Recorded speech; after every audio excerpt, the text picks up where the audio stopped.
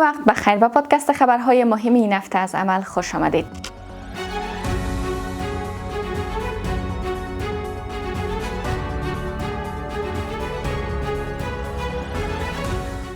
با خبری از هامبورگ آغاز می‌کنیم.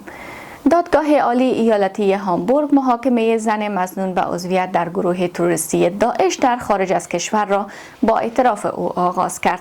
دادستانی کل این زن را متهم کرده است که عضو یک سازمان تروریستی در خارج از کشور بوده است.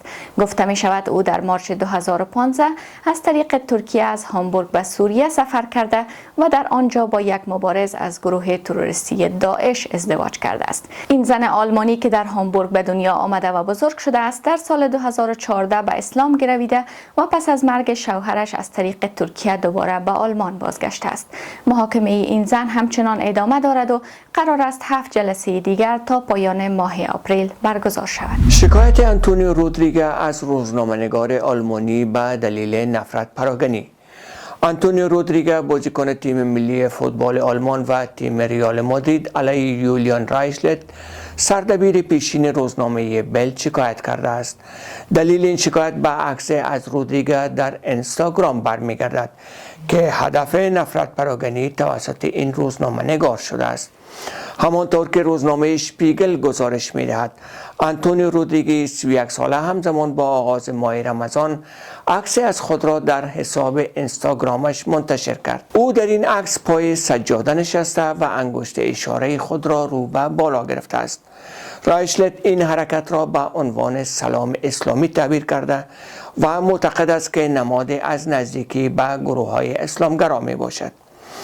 وکلای رودریگز عصر دوشنبه 25 مارچ به روزنامه بلد گفتند که رودریگز فرد مؤمن، معتقد و صلح طلب است و هر نوع خشونت را رد می کند. زشت او در این عکس اشتباه تبدیل شده و در واقع به توحید و جمله لا اله الا الله. لجبان برای تمام مهمانداران قطارهای منطقه‌ای در سراسر آلمان امکان استفاده از دوربین بدن پوش را فراهم می‌کند. به گفته مسئولان شرکت راهن آلمان، این اقدام در پاسخ به افزایش حملات و خشونت علیه کارکنان حمل و نقل منطقه‌ای گرفته شده و می‌تواند از کارمندان محافظت کند که به طور مداوم با خطر روبرو هستند. به گزارش تاگسشو، این دوربین‌ها در حال حاضر در مرحله آزمایشی قرار دارند. مادر پس از قتل فرزند خودکشی کرد. یک زن 38 ساله آلمانی ابتدا پسر 5 ساله خود را کشت و سپس خودکشی کرد و خودرو گلف او پس از برخورد با گارد ریل کنار جاده متوقف شد. این حادثه روز یکشنبه 24 مارچ رخ داد. دفتر دادستانی عمومی و پلیس برلین روز دوشنبه از این حادثه تراژیک که در جاده اعدای برلین رخ داد خبر دادند.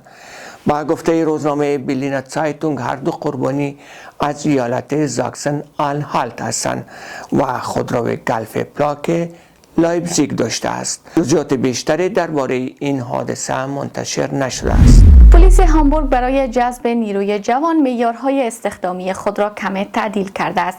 پیش از این حد اکثر سن استخدام در این نیرو 34 سال و حد اقل قد 160 سانتی متر بود. حالا این محدودیت ها برداشته شده و افراد تا 36 ساله و با حد اقل 158 سانتی متر قد نیز می توانند درخواست استخدام بدهند. همچنین سختگیری درباره شاخص توده بدنی یا BMI کمتر شده و در صورت قبولی در آزمون آمادگی جسمانی اضافه وزن چندان مورد نظر قرار نمیگیرد. کاهش معیارهای جذب به دلیل کمبود نیروی جوان در پلیس هامبورگ است.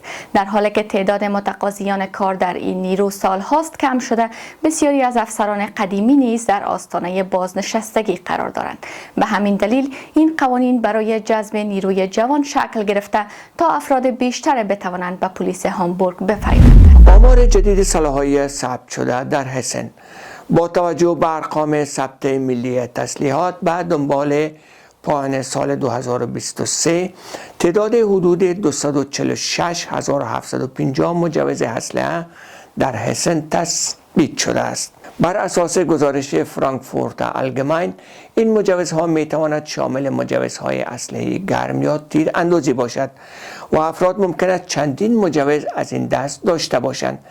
این میزان نسبت به سال 2022 کاهش اندکی داشته است. پس توجهتان به پادکست خبری عمل. جهان سپاس.